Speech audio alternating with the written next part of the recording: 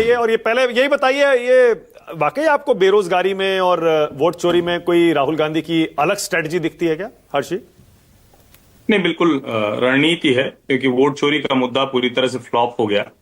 और फ्लॉप सिर्फ इतना नहीं हुआ है कि तेजस्वी यादव उनके साथ चलने को तैयार नहीं है, फ्लॉप इतना हो गया है कि मनीष तिवारी भी बता रहे हैं कि जेन XYZ और नेपोकिड्स और डायनेस्ट किसके खिलाफ है ये। तो अब ये सबको पता है, लेकिन टीवी पर बोलने से बचना है। दूसरा वाला बता रहे हैं कि नहीं, राहुल गांधी बड़ा मजबूर कर दे रहे हैं लोगों को। तो बड़ा मतलब विचित्र लगता है, क्योंकि सब अखबार पढ़ते हैं, सब आजकल अखबार से आगे सब कुछ सोशल मीडिया पर रोज दिख रहा है। तेजस्वी यादव राहुल गांधी से बहुत दूर हो गए, इसको कोई माने या ना माने, बहुत साफ साफ दिख रहा है। और विद इन आरजेडी ये बड़ी चिंता है। कांग्रेस की तरफ से देखेंगे तो मैं उसको बिल्कुल दुरुस्त मानता हूं। कोई भी पार्टी अपने तई मजबूत होती है, और जब मजबूत हो पाती है तभी बार्गेन कर पाती है। लेकिन क्या ये सही समय है जो राहुल गांधी अब कर रहे हैं? आपने धरना प्रदर्शन किया, चलिए पप्पू यादव कन्हैया कुमार को फ्री छोड़ दिया कि जो करना है करो, हम आएंगे तो ठीक है बात कर लेंगे। चलो वहां तक ठीक था, फिर मामला कुछ सुलझ गया था, फिर कुछ बातचीत हो गई थी, थोड़ा सुलझ गया था। पप्पू यादव ने भी बड़ी प्रशंसा कर दी थी, जननायक राहुल गांधी की बजाय तेजस्वी को ही बोल दिया था। लेकिन अब ये वोट चोरी जैसा मुद्दा कहीं चल नहीं रहा है, क्योंकि आप किसी से पूछेंगे तो हंसते हुए कहता है कि क्या तमाशा कर रहे हैं सर, ये जहां जीत जाते हैं तो ये कहते हैं कि नहीं, उसके बाद फिर करें। तो लोग अब मजाक समझने लगे, और उस मजाक में बड़े बड़े लोग बहुत गंभीरता लाने की कोशिश करते हैं, तो और ज्यादा उनका भी मजाक बनता है। अब उसके आगे की बात बेरोजगारी से जोड़ रहे हैं, तो ये हमेशा जोड़ा जाता है। अब मैं आपको कुछ आंकड़े अगर कहूं, कहिए तो 2004 से पूरा गिना दूं, या जब से आप कहें तब से गिना दूं, या कहिए 1990 से गिना दूं, जब से देश में लिबरलाइजेशन हुआ है। लगभग जो एम्प्लॉयमेंट रेट रहा है वो लगभग 5% के आसपास का औसत रहा है 2004 से 24 तक। सिर्फ एक कालखंड था जब कोविड का कालखंड था, तो अनएम्प्लॉयमेंट रेट बहुत बढ़ गया है, जिसके कांग्रेस को लोग, और तो और कांग्रेस वाले तो बोले, पत्रकार मित्र भी हमारे बोल देते हैं कि 54 साल के सबसे ऊंचे बेरोजगारी दर पर। पढ़ लिया करो भाई, 2020-21 से हम 4-5 साल आगे निकल गए हैं। आज जब 46 करोड़ से 64 लाख लोगों को एम्प्लॉयमेंट है, निश्चित तौर पर अनएम्प्लॉयड भी बढ़े, लेकिन एम्प्लॉयड भी बढ़े, तो क्या ये कोई मुद्दा बनेगा? मुझे लगता नहीं। और अगर आप कहें कि पॉलिटिकली क्या है, तो देश के हर विश्वविद्यालय में जो सचमुच जेनजी ही हैं, वो XY नहीं है, जी ही हैं, उनका समझ ही में नहीं आता, जहां वो कांग्रेस से जुड़ा झंडा देखते हैं उसको नकार दे रहे हैं। हैदराबाद, गढ़वाल, गुवाहाटी, पटना, पंजाब, DU, मतलब कहीं मान ही नहीं रहे हैं कि राहुल गांधी का जहां नाम दिखा, फोटो वगैरह दिख जाती है, उसको खारिज कर दे रहे हैं। उसके बावजूद अगर उनको लगता है कि खारिज वोट चोरी और खारिज वो हो चुके, वो उसके बाद एक काम करेगा, तो मुझे तो बड़ा आश्चर्य लगता है। माना कि आप पता नहीं कैसे, मतलब इस पे लोग आएंगे, तो मैं आश्चर्यचकित हो रहा हूं। आशुतोष कह रहे हैं, मैं ये नहीं चाह रहा कि आप उनको जवाब दें, लेकिन इस मुद्दे पर जवाब दें। आशुतोष ये कह रहे हैं कि ये जैसे बड़ी इमारत में से एक एक ईंट निकालने की एक कोशिश होती है ना, राहुल गांधी की स्ट्रेटजी वो है, भाई 240 पे ले आए, उसके बाद से लगातार देखिए एजेंडा सेटिंग राहुल गांधी कर रहे हैं, और बीजेपी सिर्फ इंगेज कर रही है, उन जवाब दे रही है। देखिए, इस पे मैं पूर्णतः सहमत हूं। आशुतोष जी वरिष्ठ पत्रकार हैं, और हम लोग के तो अति वरिष्ठ हैं। वो सही कह रहे हैं, कोई मजबूत इमारत हो तो उसमें बहुत मुश्किल होती है एक एक निकालने की। लोकतंत्र में कमजोर होती इमारत से निकल आती है, मजबूत इमारत में से निकालना बड़ा मुश्किल होता है। आप जरा सोचिए ना, जो आशुतोष जी का उसी फिर से दोहराइए कि मजबूत इमारत में से एक एक ईंट निकालना पड़ रहा है। राहुल गांधी का संकट समझिए ना भाई, भारतीय जनता पार्टी और नरेंद्र मोदी कमजोर नहीं है।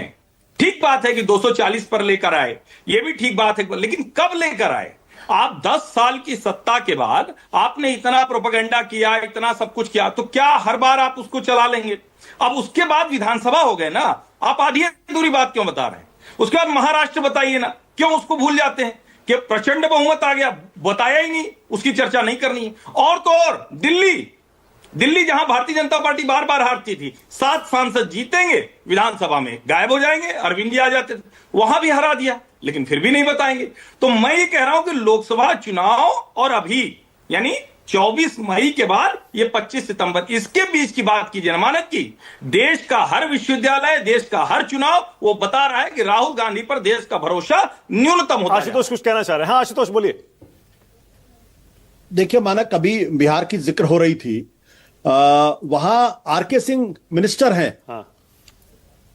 उन्होंने अपने ही लोगों के ऊपर सवाल खड़े कर दिए। सम्राट चौधरी पे खिलाफ किया, दिलीप जायसवाल के खिलाफ खिलाफ किया, मंगल पांडे के खिलाफ सवाल खड़े किए और अशोक चौधरी के खिलाफ नीरज कुमार ने सवाल खड़े कर दिए।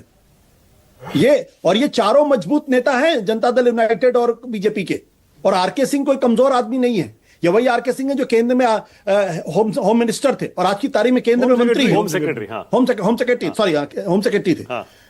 ये एनर्जी और मिनिस्टर। चारों मजबूत नेता है। मंगल पांडे, सम्राट चौधरी, अशोक चौधरी और दिलीप जायसवाल, ये चारों बिहार के मजबूत नेता माने जाते हैं। उनकी अपनी ही पार्टी से उनके खिलाफ आवाज उठनी शुरू हो गई। भ्रष्टाचार के गंभीर आरोप है। अशोक चौधरी के ऊपर 200 करोड़ रुपए का आरोप है। और नीरज कुमार कह रहे हैं कि पहली बार ऐसा हो रहा है जब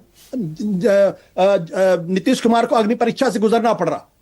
मैं कह रहा हूं कि कोई इमारत एक दिन के अंदर नहीं ढहती। मुगलिया सल्तनत को भी ढहने में वक्त लगा था। लेकिन जो दरारें हैं, अगर उन दरारों को इग्नोर करना शुरू कर देंगे तो जो कांग्रेस पार्टी में इंदिरा गांधी के समय में जो दिक्कत पैदा हुई थी उसको उन्होंने ठीक नहीं किया। हालत देख रहे हैं आज की तारीख में। जो कल्ट ऑफ पर्सनैलिटी, सबसे बड़ा नुकसान किसी पार्टी का करता है कल्ट ऑफ पर्सनैलिटी। और सारी पॉलिटिकल पार्टी में जैसे ही वो कल्ट पार्टी के दृश्य से दूर होता है या दूर होती है, वैसे ही पार्टी भरभरा के नीचे आ जाती है। जितनी राजनीतिक पार्टी आप प्रकाश सिंह बादल के बाद आप देख लीजिए पंजाब में अकाली दल का क्या हाल है, सामने उदाहरण है। बाला साहब ठाकरे के जाने के बाद आप देखिए शिवसेना का क्या हाल है। तो मैं ये कह रहा हूं कि मैं ये नहीं कह रहा हूं कि अचानक पार्टी बीजेपी भरभरा के गिरने वाली। मैं ये कह रहा हूं कि हिंट्स को समझने की जरूरत है और राहुल गांधी उस दिशा में काम करते हुए दिखाई पड़ रहे हैं। हर्षवर्धन जी कुछ कहना चाह रहे हैं। हाँ। वो मुद्दों बोलिए से अर्जुन, जुड़ रहे बोलिए। हैं। नहीं, देखिए, इस पर तो कोई मतभेद हो ही नहीं सकता ना किसी भी पार्टी को। अगर भारतीय जनता पार्टी वो गलतियों से नहीं सीखेगी तो हारेगी। और 240 पर आई उस वक्त उनको जो भी समीक्षा वो करना होगा। लेकिन जब आशुतोष जी कहते हैं कि कल्ट का बड़ा नुकसान होता है, अब मुझे तो बड़ा आश्चर्य होता है। मैं तो ये जानता हूं कि जहां भी टॉप बढ़िया मजबूत लीडरशिप होती है, चाहे वो चैनल हो, संस्थान हो या पार्टी हो, बढ़िया चलते हैं।